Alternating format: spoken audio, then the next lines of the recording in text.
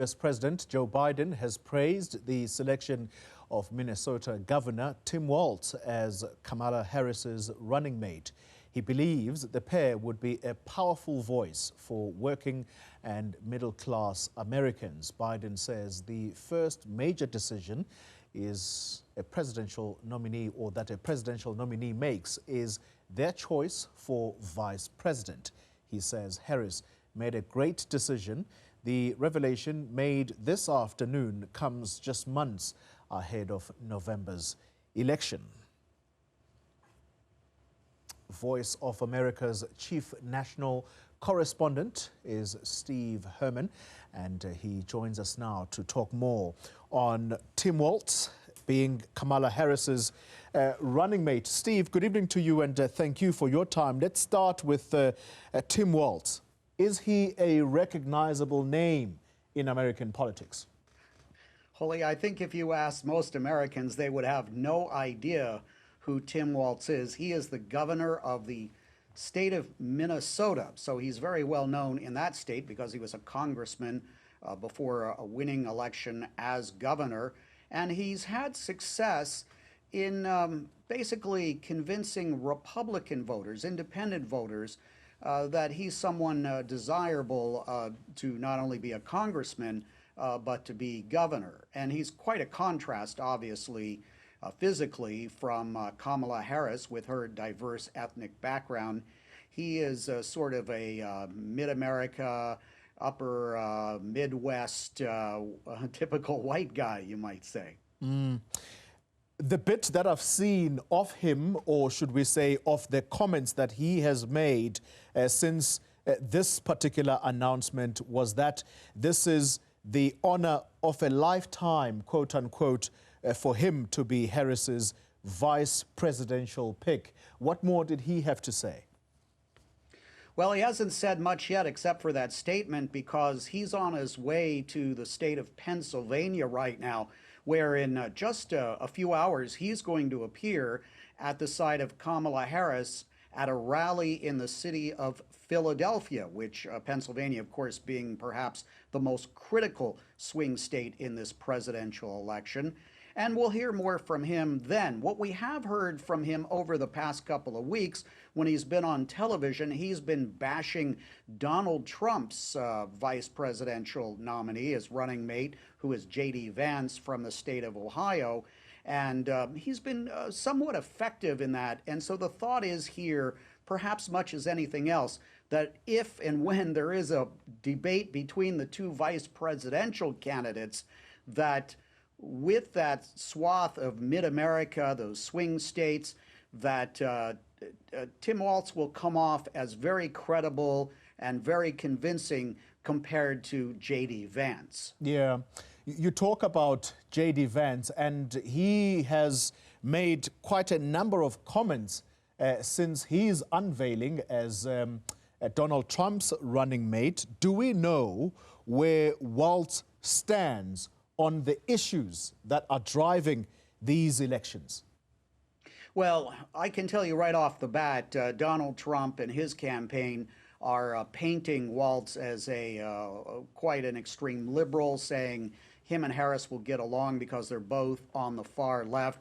Well, the reality is perhaps Walz is somewhat to the left of center. Others see him as kind of a moderate. He put free lunches in schools.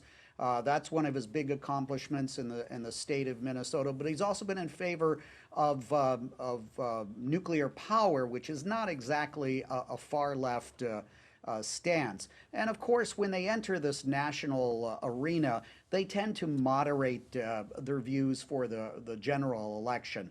But I think what this is all about is not issues, really.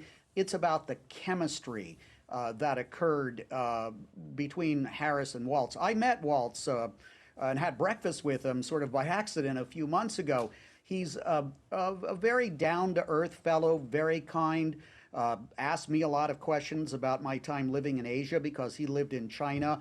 Naturally curious. I think for people that meet him, he's going to be very impressive. And then on television, he'll be the Democrats' main attack dog against J.D. Vance, while Kamala Harris goes after Donald Trump. How's this likely to lift this campaign, and might he have some weaknesses that come along? I mean, people were talking about Kamala Harris being strong, but there are the obvious weaknesses. Now, it's those that I think many people are probably still trying to read through. Well, there's already a bit of opposition research that's been going on by the Republicans. I've just seen one story in a tabloid newspaper in New York, which is questioning his military record, that he sort of chickened out going to Iraq with his unit and then came back home and got into politics. So we're going to see stuff like that popping out. But you know, the danger here is for the Democrats. They had a very, very short window to vet these candidates. There were about 9 originally, then down to 3. Josh Shapiro, the governor of Pennsylvania, was considered the favorite for quite a period of time. So there may be things that come out that we don't know about, but he has been a governor for a while, and I would think that if there was anything really damaging, it would have been out some years ago. Yeah. As we conclude this conversation, Steve, Kamala Harris, I'm not so sure where she stands on the Israel-Palestine conflict. There are those who seem to suggest that if indeed she does come into office, she may not necessarily outrightly support Israel, whereas this has been the stance of Joe Biden and his administration. Now, Walz is quoted here as having addressed Congress some time ago and taken a pro-Israeli position. And I just want to quote directly here some of what he said, and this was in 2010. I quote now, "Israel is our truest and closest ally in the region, with a commitment to values of personal freedoms and liberties, surrounded by a pretty tough neighborhood." This is what he said back in 2010. Now, that was a long time ago. Might we know where he stands now? I would assume he pretty much still stands there. That is a very mainstream view among the Democratic and Republican parties. Kamala Harris has made a slight pivot from the position of Joe Biden. She's shown much more sympathy for the Palestinian people.